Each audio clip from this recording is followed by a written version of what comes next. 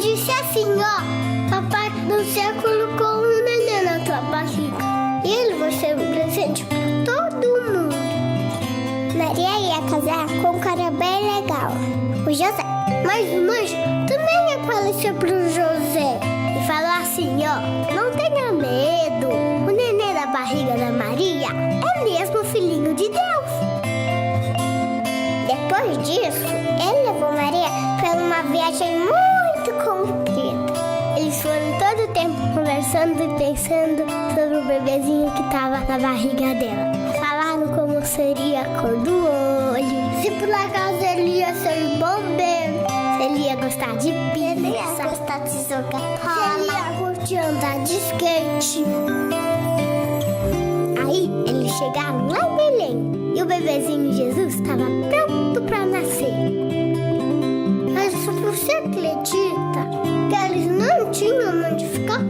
Todo mundo dizia assim, não tem vaga, tá lotado mesmo, aqui não, vão embora. E Jesus não tinha nem um lugarzinho para nascer. O único lugar que eles acharam para ficar foi a cabana dos bichinhos. Eles bateram e bateram na porta e até ser recebidos por alguém muito especial.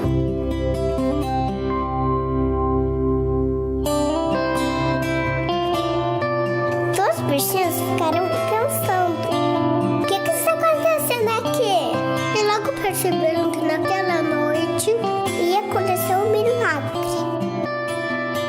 E ali, junto com aquele monte de bichinhos, Jesus nasceu.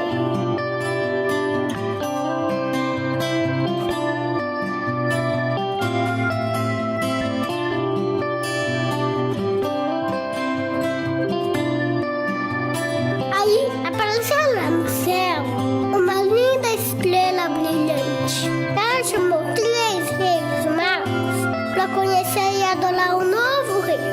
Os reis ficaram muito alegres e levaram os presentes mais legais do mundo pro bebezinho Jesus. E lá no campo, os pastores também foram chamados para conhecer o Filhinho de Deus. De repente, apareceu um exército com muitos e muitos anjos para adorar Jesus. Eles corriam. Imagina só como foi isso. Anjos, magos, pastores e bichinhos fizeram festa com a chegada do nosso rei. E foi a festa mais linda do mundo inteiro.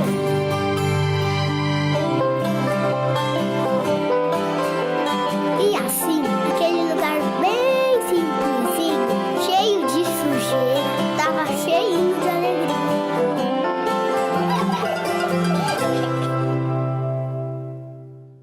Que lindinho, minha gente. Olha aí, tá vendo a criançada? Por isso que, como o nosso próprio Senhor mesmo disse, né? Que o reino dos céus era para aqueles que tivessem um coração como de uma criança. E a criança tá aí, ó. Como que ela enxerga? Ela enxerga dessa maneira pura, bonita. E é assim mesmo que o nosso Senhor espera que nós, que já deixamos de ser criança na idade, que nós possamos ter esse pensamento como de criança. Que realmente Jesus, aí ó, ele chegou como Salvador e que sofreu tanto até para chegar no nosso meio, não é? Que coisa, é uma maneira da gente refletir. Muito bem, olha, antes de eu chamar aqui, nós vamos daqui a pouquinho, vamos ter aqui o Luciano Luciano Stein, que é teólogo e escritor, está sempre com a gente aqui nas sextas-feiras. Mas antes, a gente está conectando aí o áudio com ele. Veja um VT do tema de hoje que nós trabalhamos com você aí, para você. Dá uma olhada.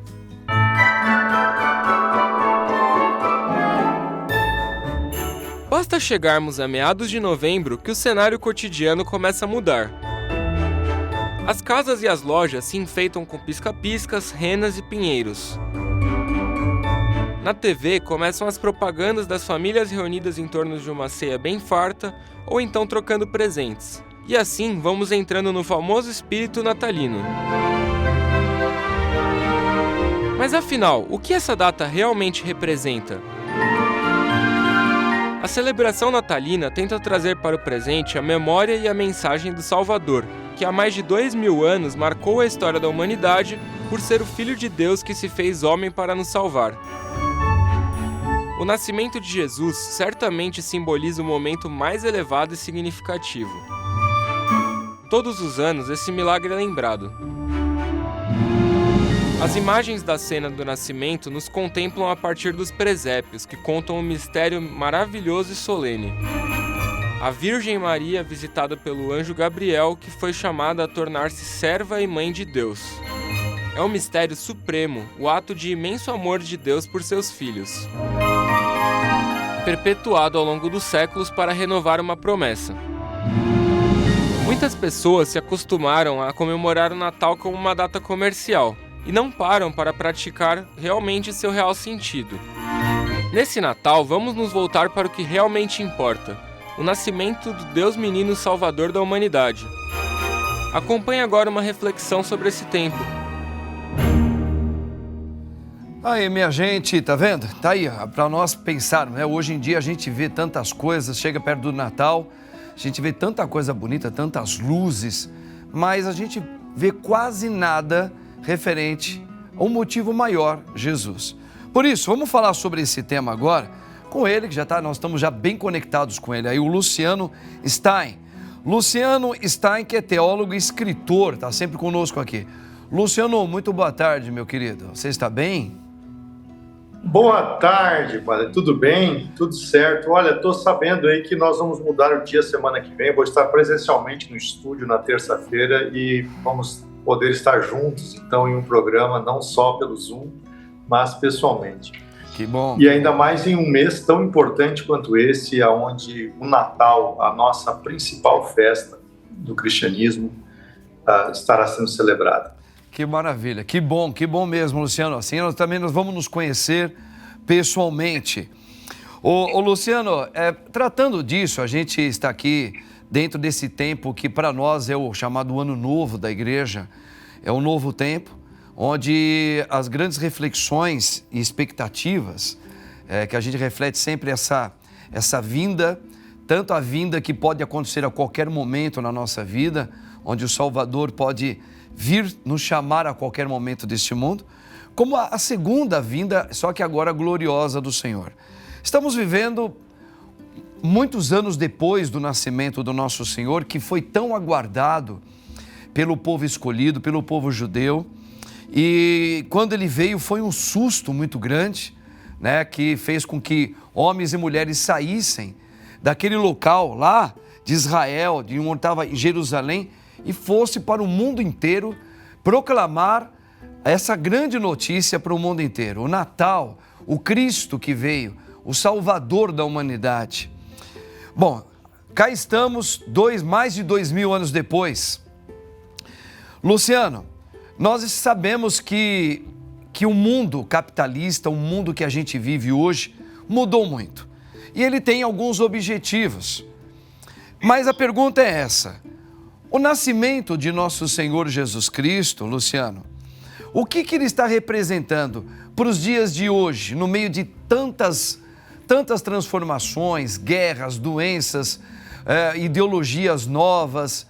Como que a gente pode trabalhar esse nascimento para os dias de hoje, meu querido? Observando a realidade que o povo de Israel vivia quando o Messias se manifestou, qual era? Eles estavam subjugados pelo Império Romano.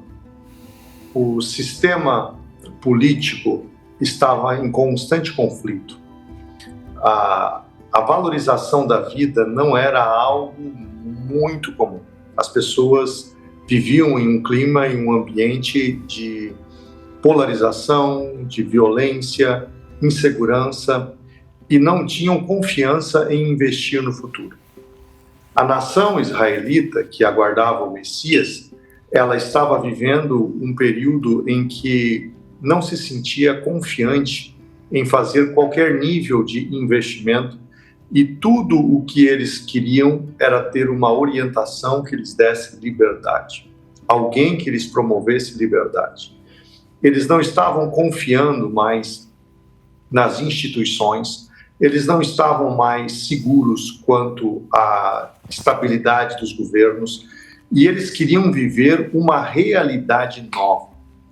A expectativa de vida naquele período, por conta das doenças, da violência, entre outras questões, era de cerca de 42 anos. Então, as pessoas, elas não pensavam que viveriam muito tempo. E aí Jesus vem ao mundo, em um cenário economicamente cambalido, politicamente instável, e vivendo uma religião que era mais cerimonial do que verdadeiramente uma fé prática, verdadeira, onde as pessoas iam para adorar, para buscar a instrução e receber o fortalecimento espiritual. Então, todos os cenários para eles eram um cenário vacilante. Jesus nasceu para mudar toda essa realidade, para que as pessoas parassem de olhar para os governos humanos e olhassem para Deus, para que, quando vissem alguém que se diz representar o Senhor errar, não olhar para o erro humano, mas olhar para a graça divina, o perdão divino que se manifesta a todas as pessoas. Aqueles que tinham incerteza com relação ao futuro econômico, de como conseguiriam manter sua família ou materializar os sonhos que tanto desejavam e a geração de riquezas, e tinham inseguranças quanto a isso, Jesus veio para trazer a resposta que o valor interior é capaz de criar o exterior que você deseja. Entendi. Então, quando nós estamos vivendo realidades similares a essa, sabemos que Jesus em nós é a esperança da glória. Quando Jesus está em nós, toda a nossa realidade muda, todo o nosso entorno muda, porque nós passamos a ter uma qualidade de vida muito superior do que aquela que pensamos que um mundo político ou econômico poderia nos causar. Nós paramos de esperar pelo que os outros podem fazer por nós e vemos o que nós podemos fazer com Deus. Jesus, ele veio para fortalecer a nossa vida. E quando ele faz isso, ele nos capacita a criar o nosso mundo independentemente de quem esteja governando ou de quem esteja dando as ordens econômicas no país que vivemos. E isso Jesus promove, independentemente do tempo, seja ele em dezembro ou qualquer outra época do ano. Olha, Luciano, estamos de volta aqui, nós temos uma pergunta no VTzinho, nós vamos soltar ela, tá? Para a gente continuar nosso papo aí. Solta o VT aí com a pergunta, vamos ver. Que mensagem Deus quis nos passar com a presença dos Reis Magos junto ao menino Jesus? E quem são os representantes dos Reis Magos nos dias de hoje? Luciano, tá vendo? Os personagens dos Reis Magos, eles têm todo um significado, né, na história da salvação, no presépio. Por isso que até a gente, também um dos motivos da gente ter no presépio os Reis Magos, é porque eles não estão ali só para figurar o ambiente, né? Então, cada um deles tem um significado. E eu gostaria então de colocar para você, Luciano, você que também é um homem muito estudado na teologia, para explicar para os nossos telespectadores qual é o significado dos três Reis Magos e o que isso representa para nós, essa presença deles, o que eles fizeram, o que eles significaram para os tempos de hoje em relação a nós cristãos. Bom, esta é uma colocação muito importante para compreendermos o cenário e o porquê eles se fizeram representar. Deixa eu primeiro falar, então, o que eles representam para nós hoje. O que eles foram fazer? Eles foram adorar, mas eles não foram adorar de mãos vazias. Eles levaram ouro, incenso e mirra. Essa história está relatada no capítulo 2 do Evangelho de Mateus. O ouro serviu para quê? O ouro serviu para patrocinar a ida de José e Maria com o menino Jesus até o Egito, porque José deixaria sua carpintaria e teria que fazer uma viagem de mais de 400 quilômetros com a sua esposa e chegar num novo país e se estabelecer profissionalmente. ele precisaria de reserva financeira para fazer uma jornada dessas e iniciar a sua atividade em um outro país para poder manter sua família. O ouro serviu para que essa jornada fosse possível.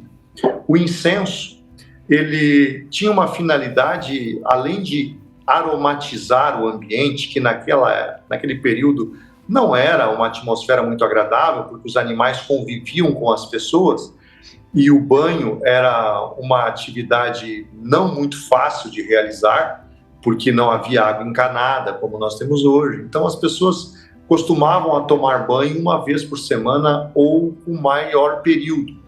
Então, elas usavam aromas e incenso, que não era algo barato, para perfumar o ambiente.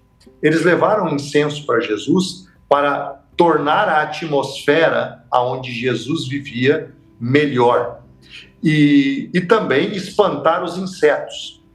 A mirra, ela servia como hoje os produtos de higiene para os bebês servem para prevenir a assadura e tornar a pele recuperada pelo uso das roupas, que naquela época as fraldas elas eram menos modernas do que são hoje. Então a fralda de tecido causava assaduras na criança. E a mirra, ela servia para limpar a pele e tornar a pele do bebê restabelecida. Como é que isso aplica para nós? Quem são os reis magos hoje, então? Os reis magos hoje são aquelas pessoas que investem em quem cuida de Jesus e do que é dele. Então, quando uma pessoa vem e contribui com quem está levando Jesus, quem está cuidando de Jesus, chega e promove a essa pessoa um resultado financeiro, que ela consiga fazer a obra que Deus chamou ela para fazer, sem se preocupar com a questão financeira, porque foi provida ou patrocinada a fazer a obra, esse é um rei mago. O que mais é um rei mago? É aquela pessoa que promove uma atmosfera agradável para quem cuida que Jesus esteja ali. São aquelas pessoas que procuram alegrar o nosso ambiente e espantar os insetos. Aquelas notícias ruins são filtradas, aqueles probleminhas que poderiam trazer incômodos são resolvidos antes de chegarem. A pessoa cuida e zela para que o ambiente onde esteja Jesus, ou Jesus esteja sendo cuidado ou anunciado, seja agradável. Quem faz isso é como um rei mago. Também é como um rei mago aquele que serve de remédio para quem está cuidando de Jesus ou para aquilo que é de Jesus. O que é servir de remédio? É servir de solução, é servir de cura, é servir com aquilo que se precisa fazer e não com o que gostaria de como fosse. Mas vendo a necessidade, chega ali e resolve. Esse é um rei mago. E quem eram esses reis magos? Eu penso que essa história é linda, porque o próprio título deles, de rei, mostra uma função política. E o termo mago mostra que eles eram cientistas, porque mago era um dos nomes dados aos cientistas da época. Na época não existia o termo ciência, como nós temos hoje, para cientista. Então, mago, ele era um astrônomo. Era a pessoa que estudava as estrelas. Ele estudava os astros. Por quê? Porque através disso eles conseguiam fazer previsões do tempo. Porque Deus, quando criou, lá no capítulo de Gênesis, no verso 14 ao 19, ele colocou as estrelas para governarem o dia e a noite e para governarem os tempos, as épocas, as estações, dias, meses e anos. Então, eles sabiam que estudar as estrelas determinava o conhecimento de como seriam as estações e em que período nós estávamos do ano.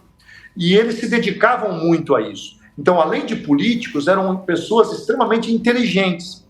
E eles, quando foram visitar Herodes para saber aonde havia nascido o rei dos judeus, porque observaram como a estrela tinha nascido, veja que eles chegam em Jerusalém e são recebidos com pompa pelo rei Herodes. Por quê? Porque Herodes era rei assim como eles, e todos estavam subordinados ao Império Romano.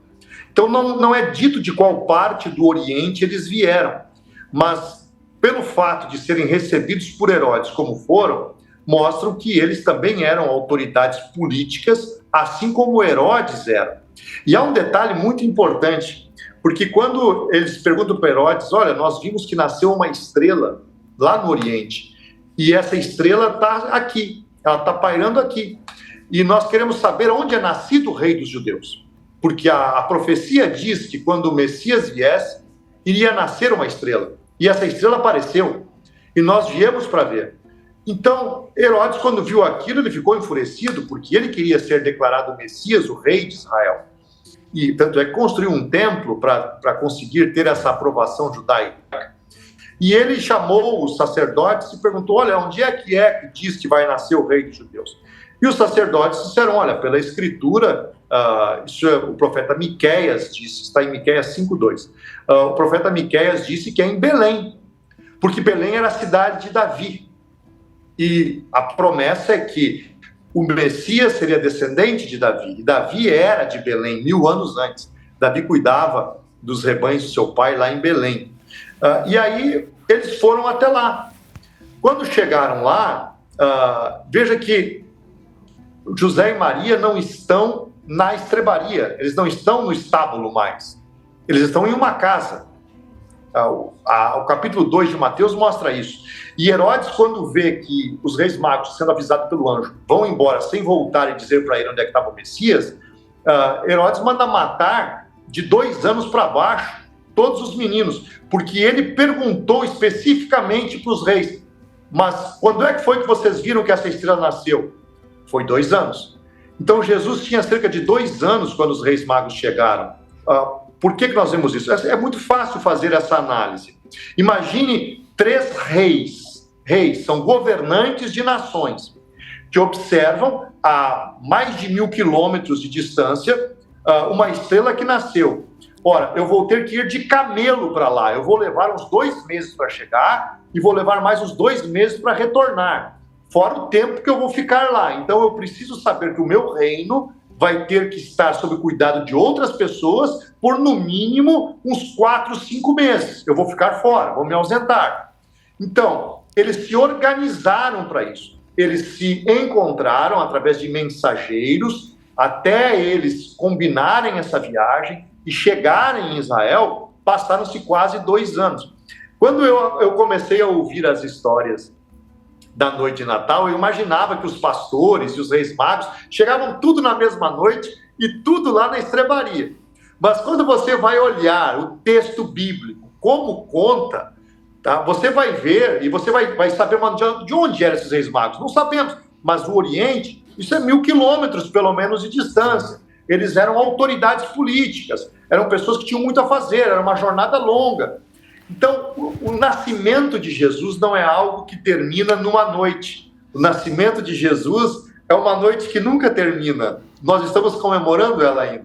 Como foi a tua preparação para interpretar Jesus na peça? Então, eu fui ler os evangelhos, né, cara? Eu já tinha... Enfim, para não tomar muito tempo aqui, eu já tinha aceitado Cristo como o meu Senhor, como o meu Salvador. Por uma questão minha pessoal, assim, eu acho que eu cheguei no fundo de um poço que eu tinha, pessoal meu, e para sair desse poço, cara, eu só consegui começar a sair quando eu aceitei Cristo. Quem me trouxe foi um amigo que é surfista lá no Rio de Janeiro, morava perto de mim, 2º grau incompleto, e esse cara ficou comigo durante uma noite, que foi uma noite mais escura que eu vivi, assim, e esse cara ficou comigo, e ele falou, e ele me trouxe Cristo, vivo, naquela noite. Foi o meu momento de maior certeza de que o Senhor Jesus estava comigo, assim. Aquele foi o meu momento de conversão. E a partir dali eu voltei às minhas orações da infância, assim, da adolescência. Então eu rezava para Jesus e para Nossa Senhora, que é como eu fui ensinado. Mas eu não estava na igreja ainda. estava na igreja católica. Então eu não tinha o conhecimento da fé, eu não tinha um conhecimento profundo dos evangelhos. Então, para me preparar para fazer Jesus, eu fui ler os evangelhos sinóticos ali, fui ver as passagens da vida dele, entender o que era aquilo e pensar como é que eu ia fazer. Até por ter, na época, uma teologia muito pobre, assim, eu acho que se eu fizesse hoje, eu já faria diferente algumas coisas, entendeu? Porque eu não sei nem até que ponto eu sabia que Jesus era Deus. Eu não sei se eu tinha essa noção na época que eu fui fazer. E não sabia sobre o dogma da Imaculada Conceição, não entendia o mistério da Trindade, então, mas fui, né, de peito aberto, feliz de estar indo, porque era uma coisa que eu pedi para que acontecesse na minha vida.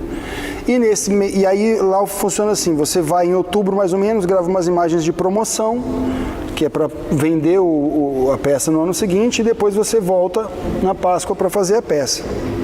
Nesse período aqui, eu me converti, eu voltei para a igreja. Nesse período, depois de já ter gravado lá, um dia eu falei, nossa, que vontade de ir na missa. Aí eu fui numa missa num domingo, segunda-feira eu estava na igreja, pedi para me confessar. Aí eu entendi que eu não era casado, que eu precisava me casar na igreja. Aí eu comecei a ir todas as missas, não perdi mais um domingo. Daqui a pouco minha esposa veio e a gente casou e tudo aconteceu, sabe? De uns 3, 4 anos para cá. E aí que eu fui ter uma maior... Aí que eu fui estudar, né? Estudar o que é a missa, estudar o que é a teologia. Mas na época, para fazer Jesus, assim, eu estudei os evangelhos sinóticos. E porque eu lembro que quando tu me passou a pergunta antes, perguntava isso. Aumentou a tua fé? Não é que me aumentou a minha fé, me trouxe a fé. Eu não tinha a fé. Foi o fato de eu ter ido fazer Jesus na Paixão de Cristo, Nova Jerusalém, Pernambuco, que me trouxe a fé, que me fez chegar na fé, que me fez chegar na igreja, começar a pesquisar sobre a tradição, a teologia e tudo mais. Que legal, né, gente? Bacana a gente poder ver, assim, pessoas que são consideradas, são importantes, estão na mídia. E nós, como povo, a gente admira essas pessoas. E quando a gente sabe que elas também têm alguma coisa muito parecida conosco, apesar da fama que eles têm, que é a fé, que é o amor pelo nosso mesmo Deus, né? E ali a gente fala tudo ali nós todos nos transformamos todos em iguais perante a Deus. Não tem nenhum mais, nenhum menos. Então, quando a gente vê a conversão, vê que bonito, né? Na história de um trabalho que ele ia fazer, que ele tinha que representar Jesus, uma peça, e ali Deus foi pegando ele. Teve um encontro mesmo, de verdade, com Deus. Essa palavra encontro com Deus é fundamental. Eu falo isso muito para o meu povo, aos meus servos que ajudam nas pastorais. Nós temos que estar abertos para um dia ter um encontro. Não basta ser batizado. Ele já era batizado. Mas ele tinha tido um encontro com Deus? Não. Isso pode acontecer em alguns momentos da vida. Pode ser você mais velho. Tem aquele outro ator que fez também A Paixão de Cristo, que é algo bem parecido com o dele, com o do Juliano, que também foi convidado a fazer aquele baita filme lá pelo Mel Gibson. E nas filmagens, ele teve um encontro com Cristo muito forte, que também passou a ser, hoje ele é um pregador da palavra de Deus. Olha isso. Então, assim, é bacana a gente, quando vê pessoas famosas também, que têm um encontro com Cristo. E essa palavra encontro não é somente, repito, não é somente eu acredito em Deus, não significa, eu sou batizado. Batizado nós somos. E ali nós recebemos o dom da fé.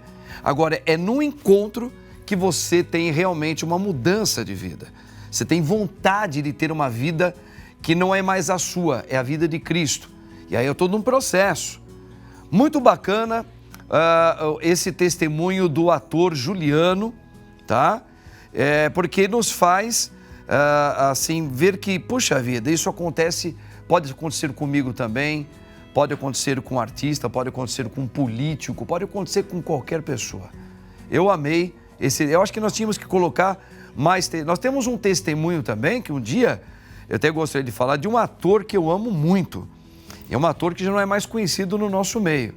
O ator Gary Cooper, que era um homem casado com uma mulher católica, mas ele não vivia o catolicismo. Até que, também em uma das fases de sofrimento da vida dele, já um ator consagrado, ele teve na família um padre que a esposa levou lá e começou a falar de Cristo para ele. Ele, como estava muito sensibilizado por um probleminha pessoal, ele quis conhecer mais esse tal de Jesus, o Senhor. E não é que ali o padre conseguiu levar Cristo para ele teve um encontro com Cristo, ele se converteu, né? E depois foi ele e a esposa lá com o Papa. Foi uma maravilha. Um dia nós vamos falar mais sobre isso. Bom, nosso querido Luciano está aí. Luciano, olha, que bom nós estarmos aqui falando nesse tempo, nesse dia também especial, que daqui a pouquinho eu vou rezar o segundo dia da novena de Natal. Eu gostaria que você finalizasse para nós, né? Fizesse dessas últimas palavras em relação a essa mensagem do dia de hoje, que nós começamos a falar de Cristo nos tempos de hoje. Com você, finaliza para nós, meu querido. Bom, dentro daquilo que nós falamos, eu creio que fica muito claro para qualquer pessoa, um dia como hoje, saber o momento em que Jesus entra na sua realidade. Assim como entrou na realidade de Israel, que vivia subordinado a um sistema político, econômico e também que impedia a sua fé com liberdade. E Jesus veio para promover essa liberdade. Então, se você está vivendo uma realidade de vida que não é satisfatória, entenda que quando Jesus entra nela, a sua realidade muda, e muda de dentro para fora. Segundo, quando falamos sobre os reis magos, se você não pode estar na linha de frente daqueles que estão levando Jesus, seja como os reis magos foram para José e Maria e para o próprio Senhor. Leve soluções, crie um ambiente agradável, seja um agente que promove o bem e a proliferação da boa nova, que ela se espalhe, que ela alcance o mundo. E também seja como os pastores de Belém, que nós nem conseguimos falar hoje, né? Mas foi falado aqui num dos vídeos que foram colocados como ilustração. Os pastores de Belém são aqueles que receberam a revelação e souberam ir e aproveitar o momento e adorar o Senhor. Então, quando o Senhor se revelar a você, que você tenha um encontro com Deus, como disse o padre, quando você tiver esse encontro com o Senhor, saiba chegar na presença dele, se prostrar, reconhecer, adorar e ir levar a notícia para toda a cidade. Não fique somente a você a mensagem reveladora e transformadora do Evangelho, mas propague ela ao mundo. Então, Deus abençoe aí. Semana que vem estamos juntos. Tamo junto, Luciano. Te espero aqui então na terça-feira, se Deus quiser, para a gente dar continuidade desse tempo tão lindo aí. Que Deus abençoe você, meu querido. Deus abençoe. Um abraço, obrigado. No meu Instagram aí tem um lançamento da Bíblia que eu estou fazendo na segunda-feira em São Paulo, no dia 5. Quem quiser me prestigiar, no dia 5 às 8 da noite. A Rede Vida, inclusive, vai estar lá com uma equipe de reportagem no Jazz Restaurante. Eu estou lançando a Bíblia de Estudo para Empreendedores. No meu Instagram tem as informações. A segunda-feira, às 19h30, lançamento da Bíblia de Estudo para Empreendedores, aí em São Paulo, dia 5. Legal, um grande abraço para você, querido.